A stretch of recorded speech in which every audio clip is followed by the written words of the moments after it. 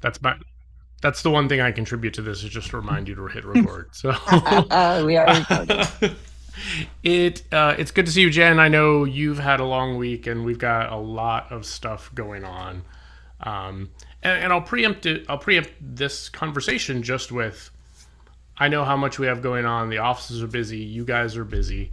Um, I promise you, our intention with this is to not necessarily make you more busy, but maybe make us more systemized and maybe take some time off the plates. Jen said to me a few weeks ago, she's like, we really need to do some buyer content to sort of match what we've done with sellers. And, you know, it will forever stand to reason that sellers and listings will always be the lifeblood of the business. And it kind of is. Now, with that, we all know some fantastic buyers agents, and they have and I think sometimes in the beginning of their business, the buyers agents are like, "Man, I want more listings. I want more listings." And oftentimes when I've coached them, I'm like, "You're really good at working with buyers." I don't know that that's necessarily the downfall or a struggle for somebody's business. If they're particularly good at something that they do, working with buyers, being able to negotiate on their behalf and those things, to me, that's an area I want to lean into. And I want to share a little bit of the start of how to cultivate buyers that don't overwhelm us. Now, as Jen mentioned, this is going to be a two-part session. So just like we did for the seller green print, there's going to be a portion on how to sort of cultivate them into, whether it's an inquiry or we truthfully call it a lead, to really move that person into actively looking for homes. Now, the next session we're actually going to talk about the buyer consultation itself, just like we did with sellers, cultivating the lead and then actually doing the listing appointment and going through that. So this will be a two-part piece. It's obviously going to be recorded. We'll talk about some things and some best practices that we are currently working on, some one-page documents to share with you guys. We'll get those out as soon as possible. Jen's got some great lessons planned for in the office. So let's get started.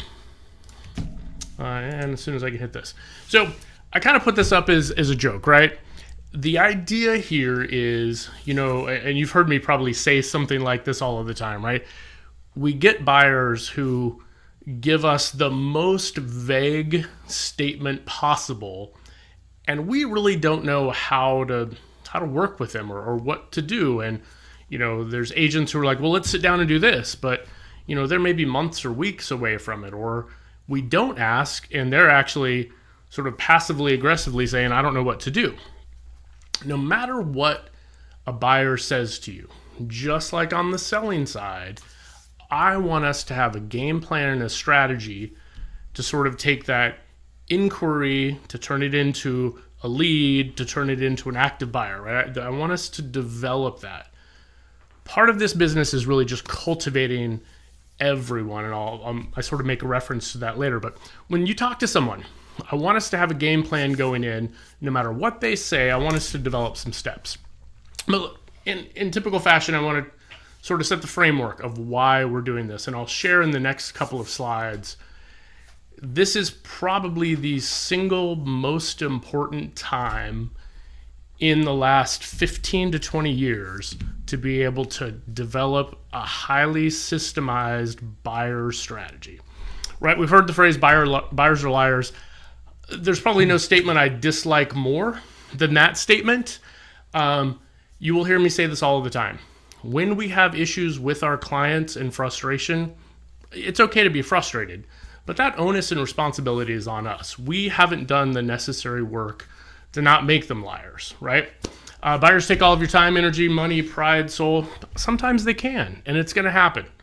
No matter what system we put in place, sometimes at the end of that process, it's going to feel like they've taken more from you than you've gotten worth. Common thing I hear, I can only work with so many buyers at a time. Probably true. There is a finite limit to that, but I want us, again, to systemize this idea so we're really guiding them through the process. I think it's fair to say, and I hope I don't step on toes, that oftentimes when we work with buyers, the common mentality is they control the conversation. That's an okay place to be. I just don't want us to live in that space all of the time. I want us to sort of set the tone and expectation of how we work with buyers. And I say this all the time, and I believe it. Not everyone has earned the right to work with you. If there are buyers out there that want to control the conversation and do that, there are plenty of agents who will drive all over the town, all over the city, all over the country to do that. And I want us to decide which buyers we want to work with. And again, buyers want a unicorn at donkey prices. They're always going to, right? That's human nature. I want really nice things at a very low cost. But we can help with that framework of that. Jen, thoughts as you're sort of been in this game a little bit and you sort of see both sides of it.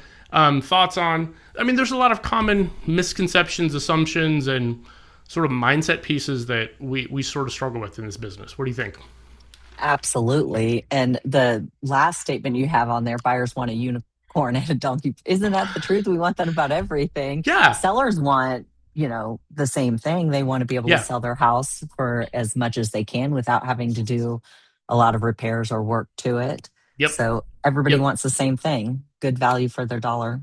Yep. And I think that's a great thing to talk about because we mention it when we talk about the listing side for sellers. I'm a huge proponent of sharing what the buyer perspective looks like to those sellers, and you'll find that I will talk about many of those same things. Hey, Jen, if you're thinking about buying a house, I want you to understand how I would coach and work with a seller on the same side, so what the footing is that they're coming from and the mindset is they're coming from. And I think I say this all the time. We don't do enough of that to share the perspective and expect them to understand what that looks like. And because of this, Southern California does this, and I know lots of places around the country. I think of this sign all of the time when Jake Durando has mismanaged his own expectations of things. Think about this.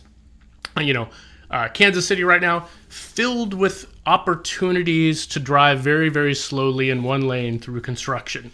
Like if that's the thing you love the most, this is the best time to be alive and live in Kansas City because there's so many opportunities to be behind a bunch of cars. When we're stuck in traffic and we have somewhere to be, or we don't even have somewhere to be and you're just stuck in traffic, the not knowing what the outcome is a million times worse, right? The anxiety, everything starts to spin up. I don't know how long it's going to take. I'm freaking out. Just simply being told what the outcome is an amazing gift that, the transportation departments give us, but we need to remind ourselves to give that to our clients. Oftentimes I'll see this and I'm like, well, I hate that, but at least I know it's 20 minutes. Or I don't like that, poor preparation on my part, but it's going to be 20 minutes. I know what the outcome looks like, and I think you would be amazed at how much your clients and us are willing to endure when we know what the time frame and the outcome and the end result looks like. And I want you to think about those opportunities, not just in your business, but in your personal relationships. All those opportunities where we could give an expectation and alleviate all that unnecessary internal stress. I think Christian has a phrase that she uses in the family, like when we borrow trouble, I think is what she says. And that's kind of that same idea. We create opportunities to freak ourselves out. All right, Jen, sorry, did you have any thoughts on that, Jen? I know you work very quickly, and I love that about our working relationship. And I'm sure that you have moments when you're like, what is Jake's travel time? Is he, you just want to know what the outcome of that is. I get it. Yes. In all parts of life, but especially I really like that you touch on this because especially first time buyers, they don't know what to expect. So Yeah. being able to upfront tell them, this is what the process looks like. These are the things we're going to do. Yep. Sometimes you have to be patient in this part of it. This is what you have to expect here. Yeah. I just think that that's so valuable and Yeah. also builds trust. It does, and it it sets professionalism. Hey, in my experience, this is what it looks like. Like you give reference that you're not alone, and hey, we're all stuck in traffic. We're all going through the same thing. You're like, okay, yeah, that element sort of helps mitigate some of the emotion. So probably the most important graph I don't think we're talking about enough right now. This, to me, when I saw this data a month or so ago, it really brought up all of these things. So there are nearly 50% more home sellers than buyers. Like if you look at that graph and you go back, you're like, yeah, that 2020 makes sense, and then 2022 makes sense. The number now is astronomical. And again, this is an NAR Redfin sourced data. Local markets are going to differ a little bit, but my guess is you will see consistent ranges throughout our metro market. For reference, and I put this up I pulled NAR language a little bit.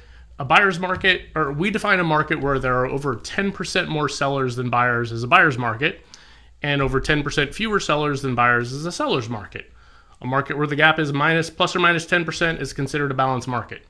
So if you think from how we look at things, if it's a 10% different, we call it that market. We're looking at 56% different if I go back, 46% different, almost 50% more than one or the other. And the data sort of says that. It's essentially been a buyer's market since 2024. Now, here's what I would also say. If we are not having that conversation with our sellers right now, we are woefully under preparing them for what the market looks like. The short answer is there's just a lot more buyers than there are sellers. The buyers get to be more particular. It's all the things that come in that conversation. And just as a point of conversation, make sure you're looking at your local market, looking at some of those ratios and neighborhoods that you work in, and sort of preparing your sellers for this conversation, right? This knowledge is equally applicable to the buyers or sellers.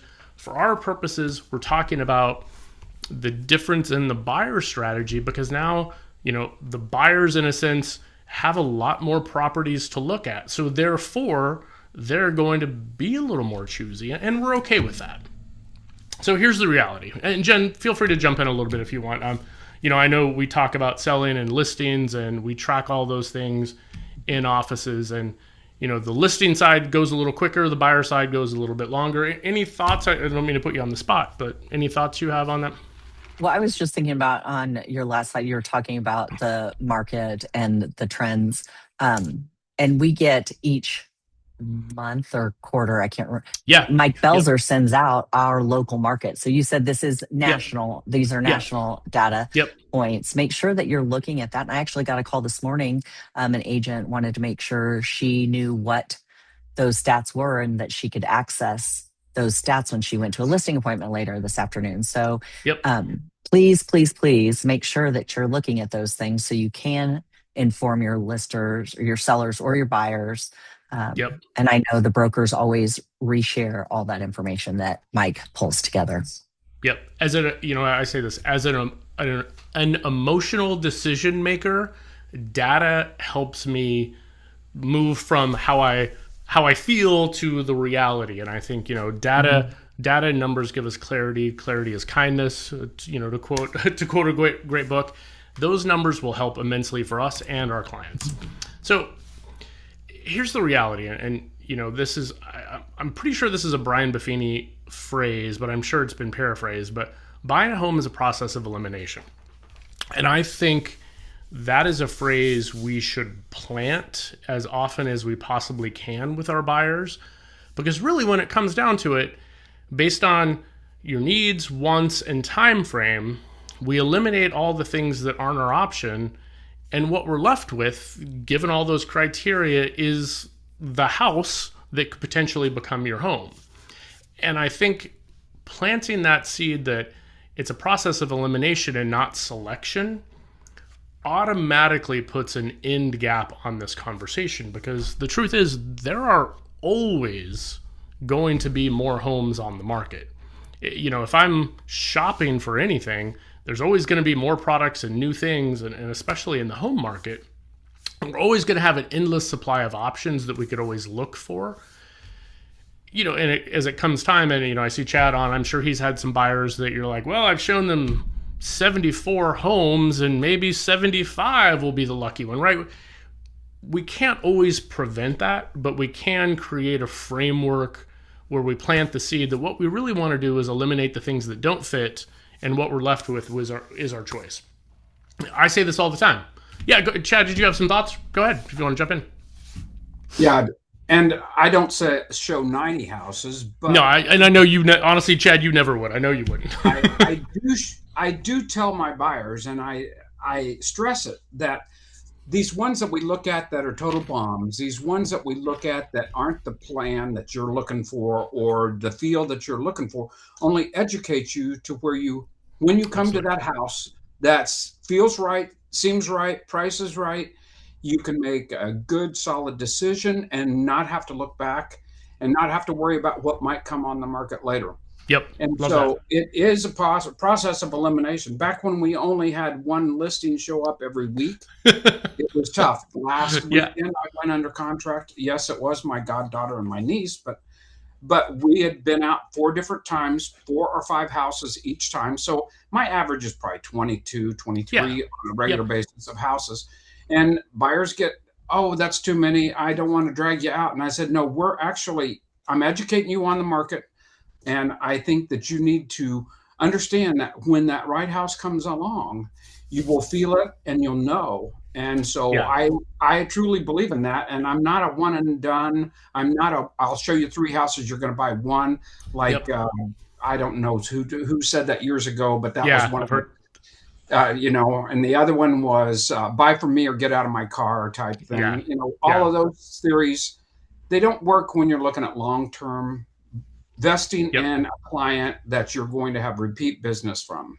Yep, I absolutely agree. And I think, just that process of confidence you give to a buyer to eliminate something, it absolutely builds that muscle. So it's like, okay, so remember when we first started, you had, all this hesitation of like, I don't know, do we like it? Is it on our list? And, 2 weeks later, here you are, you're like, nope.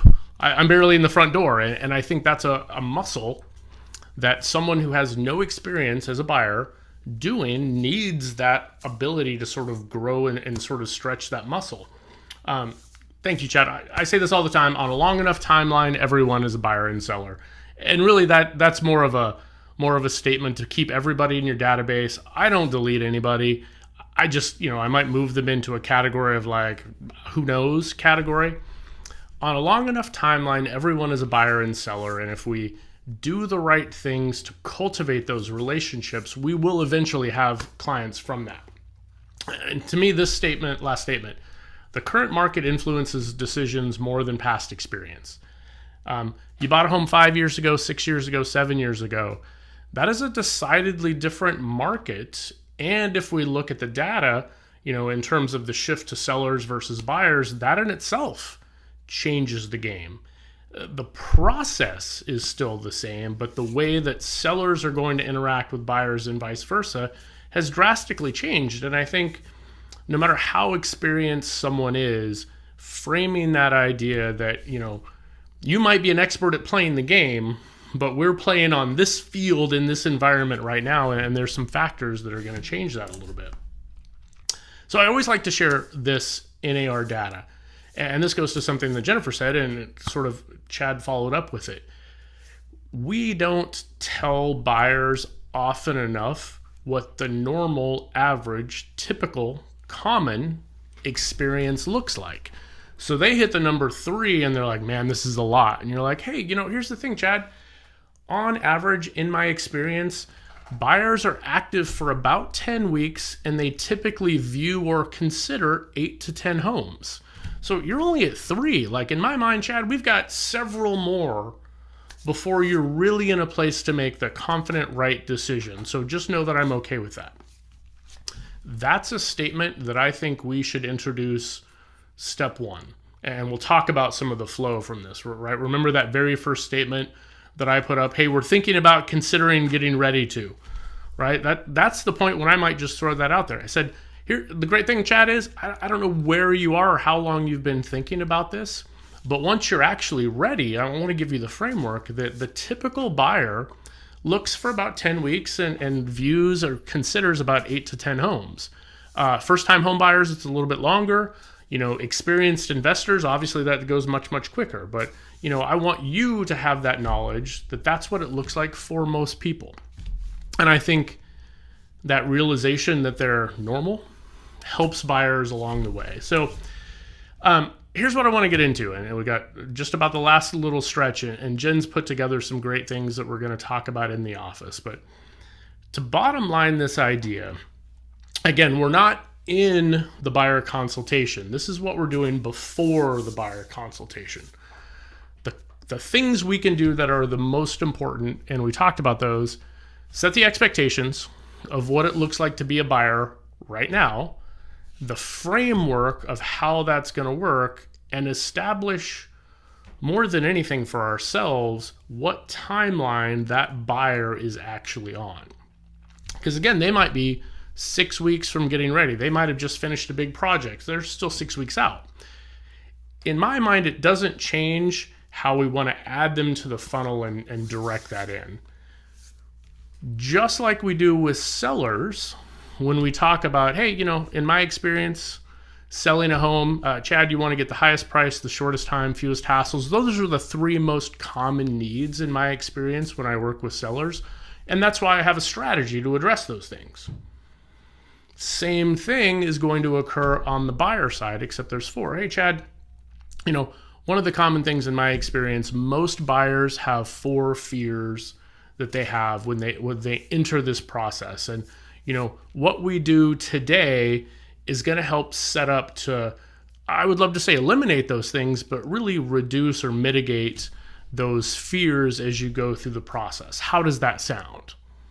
Right? Just someone acknowledging that you have these things, or you don't even know these things, but you might have these fears and needs, but that Chad and you as agents have a system and a process to at least reduce or minimize those things along the way, right? A doctor's like, hey, this shot's going to hurt. Nothing I can do to help you, right? You're like, well, that sounds horrible, versus, hey, I'm going to have to give you a shot. We're going to do a couple things to sort of minimize that pain. Well, still got to deal with it, but I know it's there.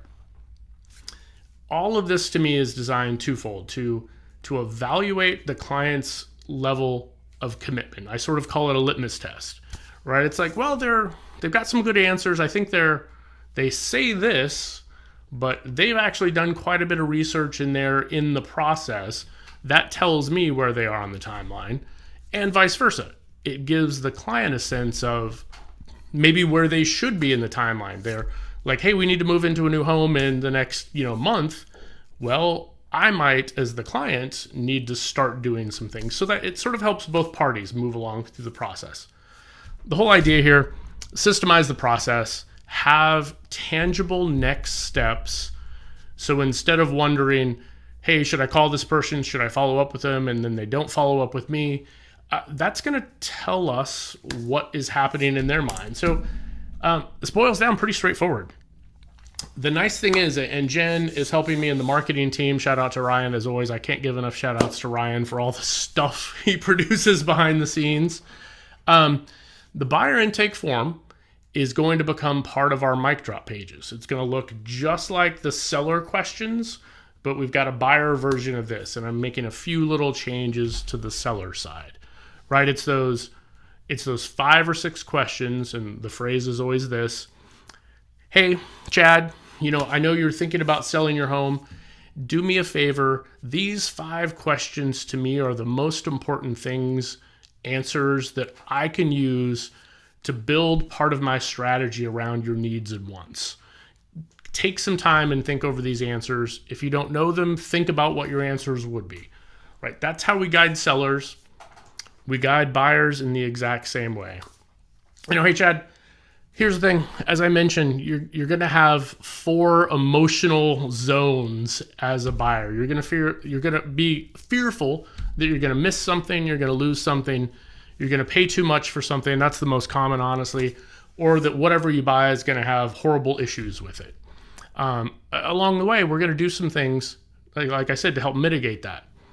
But if you could do this for me right now, rate them on a scale of 1, I don't really think about that, to 10. Tell me how you feel about each one of those things.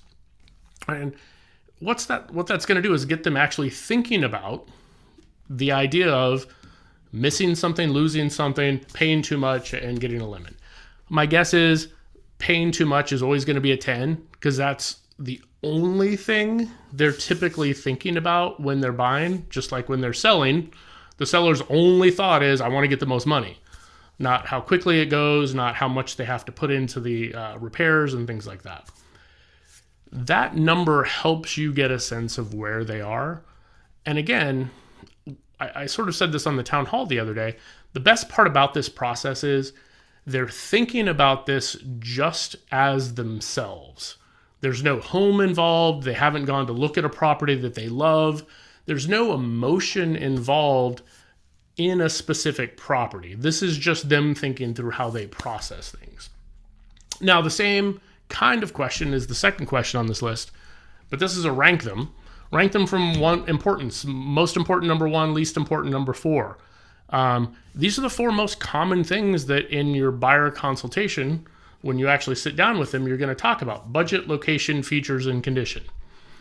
Joanne and I were talking about this the other day, and every time I see this, I think of when you go to buy a car or get a used car or whatever car you get, right? The sales guy sits down and he pulls out the piece of paper and he draws a big X on it, right? And you know when that happens, like, this is what I think every time. You're like, I'm going to get screwed. There's no chance I'm getting out of this one alive, because the number goes from here to here. I don't know how it did in this, and it just, I don't want us to have that mindset, but these 4 categories work in much the same way. This, I want to live in a condo down on the plaza, or I want to live, in whatever part of town. I want to live over in Shoal Creek, but my budget is this, where you're like, well, that home is not available right now, right? That home doesn't exist based on the current market. Getting their sense in the very beginning of how they feel about those 4 pieces will help us frame sort of that next portion. And again, we're going to build that as a question right on the intake form, the 1 sheet. The next question, I love this one. I say this often. I said it last week. Here's the thing, Chad, when we're buying a home, I want us to start thinking about this. We live in the payment, not the price. You might be approved for $350, $450, $750, $1.5, I don't know. But at the end of the day, I want you to think about writing a check every month for owning this home. Now, there's going to be some other fees and costs and things like that, and the buyer book, our buyer book, goes through a lot of what those things are. But, Chad, if you sit down and just think about that, what kind of a check would you be comfortable writing? Right? And this is where you as an agent can give them some feedback, and you might be able to say, well, for instance, if you're looking at a $350,000 home, that might be this. And if they're like, what? You're like, okay, then, buying a $350,000 home and writing a check for $2,000 every month, those 2 things don't always match up in people's minds very cleanly. And when you have HOA fees, insurance, all those things, getting them to come to terms with that monthly commitment is going to be a huge step in that process. The next question, a version of this should be asked every single time. Hey, Jen, you got any major or minor expenses? Any expenses at all? Purchases, trips, things you're going to throw money at, things that are literally going to affect your credit score, despite whether you think they affect your credit score? Any of those things, right? And I think we should leave it very broad and open-ended. And like, yeah, we actually have to do this. You're like, okay, let's have that conversation about why that may or may not be a good idea right now. And again, I think one of the things we should be doing all the time, hey, do you have a pre-approval letter from your lender? And I think there's always some language, and Chad, you might want to jump in if you have any particular language. I always like to give a little bit of a caveat there, like, not just did I do an online calculator, but do I have a formalized document that shows that I've been pre-approved for a particular amount? Hey, if the answer is no, would you like referral to 2 or 3 lenders? Sometimes they all have different programs. They all sort of work in a slightly different manner. And also, what's your time frame for starting that process? To me, those questions should give you everything you need to make the decision of how to move forward with that client. And if the buyer doesn't know those things, it will give them very specific strategies to start thinking about. Jen, any thoughts? I know I'm going a little long, and in addition, I'm always a little wordy, but any thoughts there? No, I actually don't have anything. You did a very nice job there. Thank you. So we get that buyer intake form. Again, it's going to be a mic drop page. It's a 1-sheet page. You can email it to them. You can send it to them. That document should be the tip of the spear in just about every conversation. Honestly, there's parts of that I would even use with especially someone who's like, I'm thinking about being an investor. I'm like, okay, well then let's talk about these regardless. So the next steps after that document, we get that page in front of them. Whether they're thinking about it or they get it back to us, I think, as I say at the very end, we should have a follow-up plan. Hey, Jen, I know you don't know the answers to this. Is it okay with you if I follow up with you in 3 days, 5 days, 7 days? Get that commitment and then you follow up. And if they don't have the answers, that's still okay. But you then get to make smarter decisions moving from that. Just like with the green print for sellers, we should give them, I think, a bunch of stuff. I am always going to be a fan of overwhelming people with all the things that they don't even know they don't know about. And I say it the same way. I know you bought a home 10 years ago. A lot of the processes changed on how sellers list homes, on how buyers and buyers agents work together. There's a lot of information in here which might be new to you. You might not have time to read it all. There's 2 or 3 pages, which I think are the most important. Don't forget, we also have a first-time buyer sort of insert element to that. And thanks to Ryan again and the marketing team, we now have a combo book. Hey, I've got to sell and then buy, or I've got to do this. So that sort of walks them through this. The next piece. Many of you don't know this or realize this, but MYC actually has the ability to send out automated new listing alerts or home search or whatever we call that. I am a huge fan of asking my clients, hey, Chad, is it okay? Let's do this. I know you don't have answers to a lot of those things, but one of the most beneficial things we can do in the beginning to help you feel like you're not going to miss anything, lose anything, pay too much, or find a home that maybe is a lemon, is I want to set you up on a very, very broad, intentionally broad listing alert so you get new homes as they come on the market. I know you feel like you're looking at 300,000.